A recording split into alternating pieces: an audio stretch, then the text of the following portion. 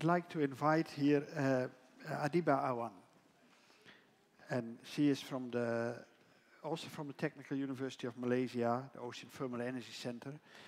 She has been working as a law lecturer and will introduce to us how to formulate ocean energy bills or regulation under the existing laws of Malaysia. So in an environment of overwhelmingly engineers and the like, it's good to have someone with law experience in our midst. And please have the floor.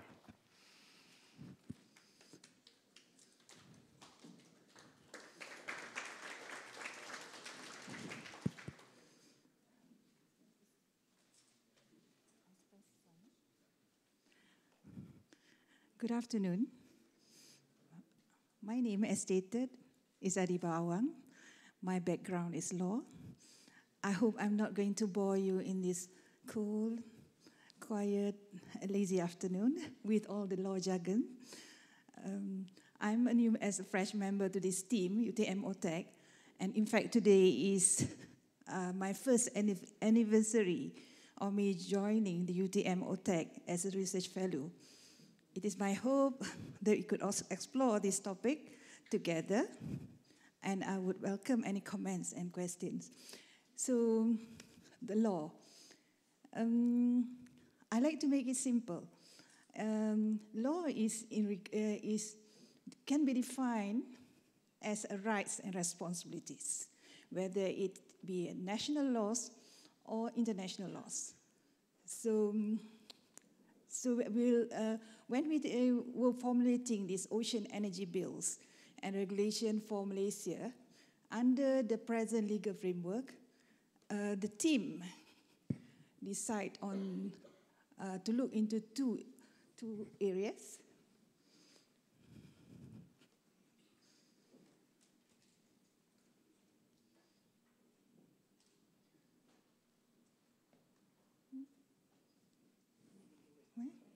It's not working. It's PDF. Oh. Okay. The first issue, the question that we try to tackle is to look into whether or not our existing laws enough to govern OTEC activities. And finally, whether or not in the light of the present legal framework in Malaysia, we need a specific law on OTEC. So before going into the details on OTEC-related laws, we'll bring you to the countries. We'll bring you to the countries that have been parties to this important law, international law, an UNCLOS, or what we call as the Constitution of the Sea. It took almost 9 years for the United Nations to come up with this legislation, in which 30 of these 30 are from countries with OTEC potential. So among them is, we say, Japan, South Korea, Netherlands, through the Curaçao project, Martinique, France. They have adopted the UNCLOS provisions in 1996.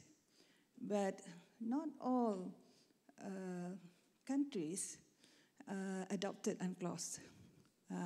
We have USA, which is non-parties to the contract, but they have specific law on OTEC that is in the form of the Ocean Thermal Energy Act, or OTECA, and the Ocean Thermal Energy Conversion Research Development Act. I'll go back to this later. Okay, for Malaysia, we have ratified the Act, the UNCLOS Convention, on the 14th of October 1996. So we'll look at the provision in Malaysia. We have the Federal Constitution, which is the highest or the supreme law of the land. So Malaysia is a federation which consists of two major components. that is the federal government, or what we call as the central government, and 13 member states, or the state government. So according to the federal constitution, which divide the powers between the federal and state government, energy comes under the powers of the federal government. So for the rest of the laws, the one in colored, the territorial till the Sustainable Energy Developing Authority Act, these laws were legislated by the federal government via our parliament.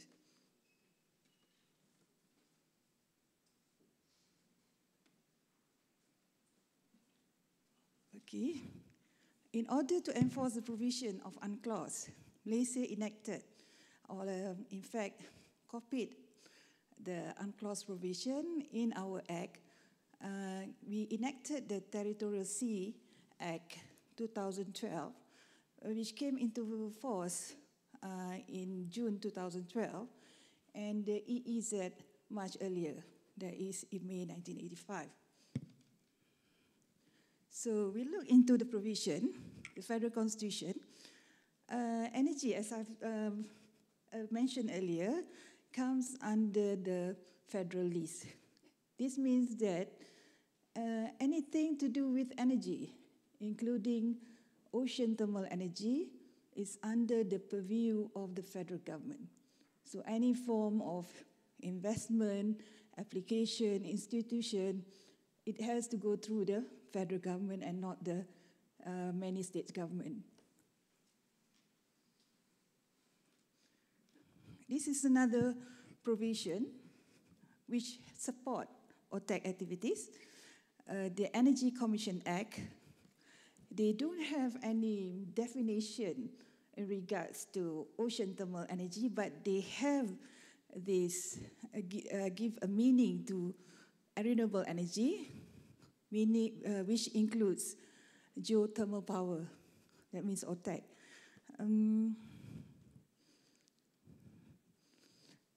This is also another act, renewable energy installations, but under the Renewable Energy Act 2011, we have given a meaning to the word renewable energy installation as installation which generates renewable energy and includes any technical facility of installation which converts mechanical, chemical, thermal, or electromagnetic energy directly and into electricity.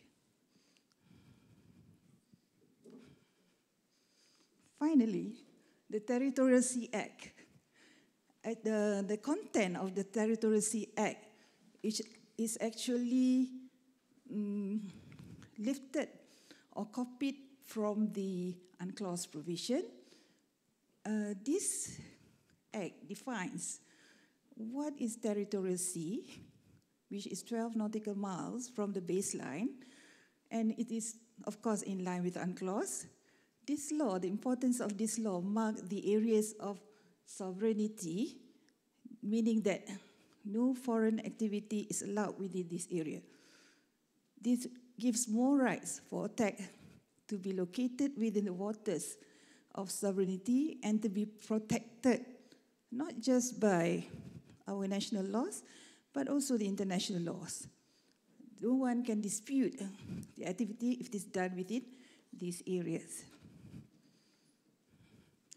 As to the Exclusive Economic Zone Act, this act gives the Yang di-Pertuan Agong, which is our king, power to make regulations on energy, meaning that Parliament, that is the federal government, may create new regulations on energy, that is OTEC renewable energy.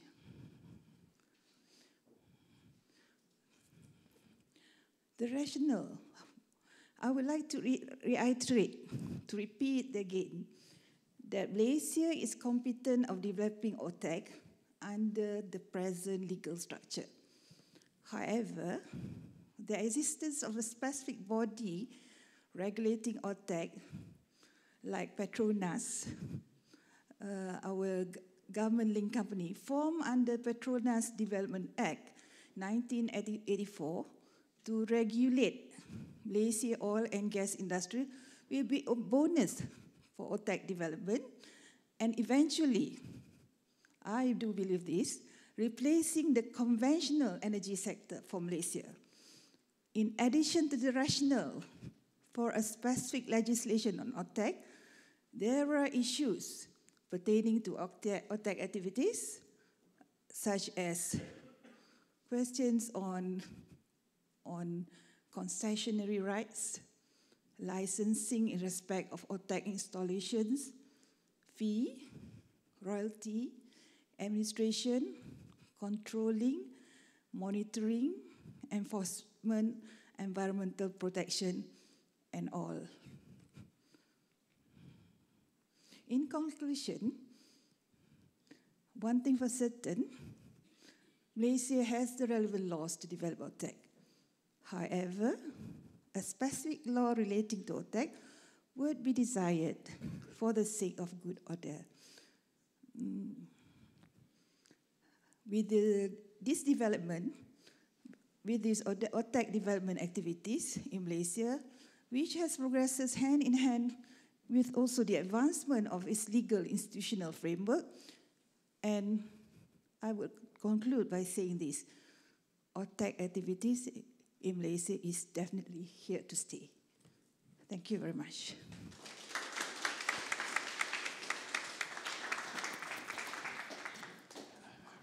Thank you so much. We just concluded in the previous vote that economic and political issues were important, so you immediately served us with dealing with these issues. And it's issues that we all will encounter as soon as OTEC will really scale up. Other questions?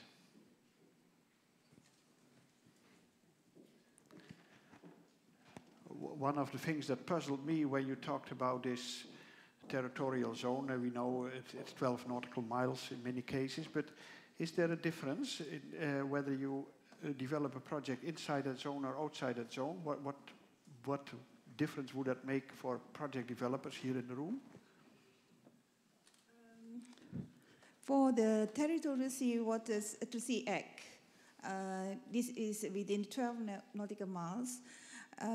If there is any encroachment, there will be amount to trespass.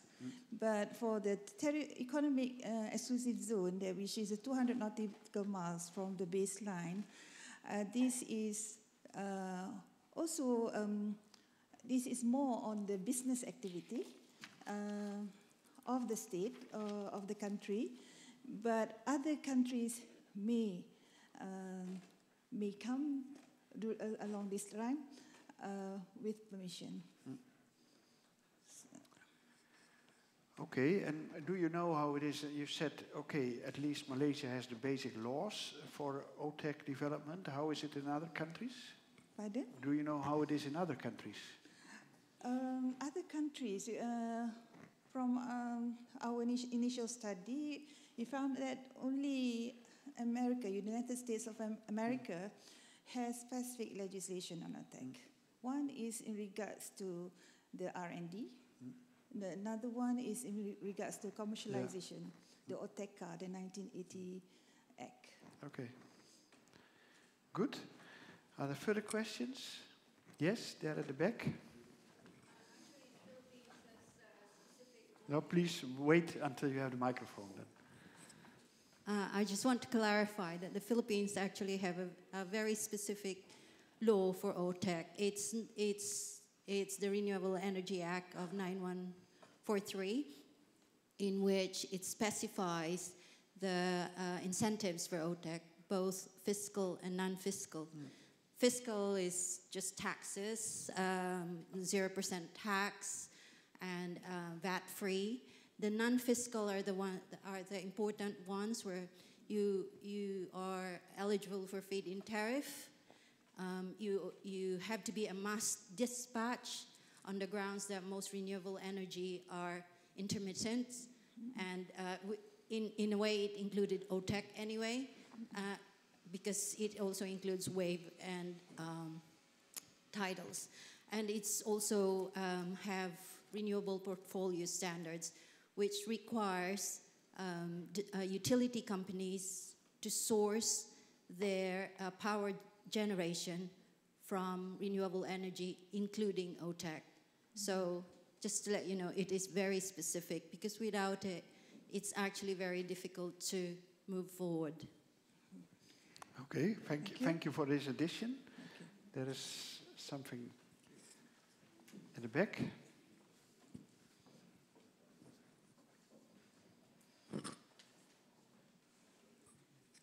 Thank you. Ted Johnson, Ocean Thermal Energy Corporation. What country were you talking about when you just addressed that? What? Philippines, okay. As far as the U.S. goes, you know, we have the OTEC Act, which is a law, has been passed. And all of the OTEC activities are centered under NOAA, the National Oceanographic Administration, which coordinates with all of the other federal agencies in the U.S. It's a very complex, detailed, as you might imagine, set of laws since, you know, the U.S. has been involved in OTEC for 30 years. So I think it varies a lot depending on, you know, which country you're in. Pardon? It varies a lot depending on which country you're in. Oh, yes. Especially if you get offshore with these large floating plants, which are outside territorial limits, then, you know, that raises other issues. But Yeah, thank you. okay. Yes, thank you very much. It helps because your country is the first which has a specific law in regards to the commercialization issues that I raised at the end of the slide just now, on the licensing, on ascertaining in the institution who is going to manage OTEC. But at the moment, we don't have one specific institution. That is the gaps that we acknowledge existed in our laws now. And we are in the process of formulating the laws, the team. No, just microphone first. In the U.S., there's a whole regime of licensing, permitting. The environmental administration is deeply involved in all of this. And then you got all of the Department of Energy regulations, FERC, and it's extremely complex. But it's all been thought out and, you know, it's there. But it takes a lot of money, a lot of effort to permit a license, an OTEC plan, for sure. Okay, thank you for this addition. I think that there's a lot more to discuss about the topics, and it will become extremely important, I believe. But thank you for introducing this to us, and once more applause for you. Thank you very much.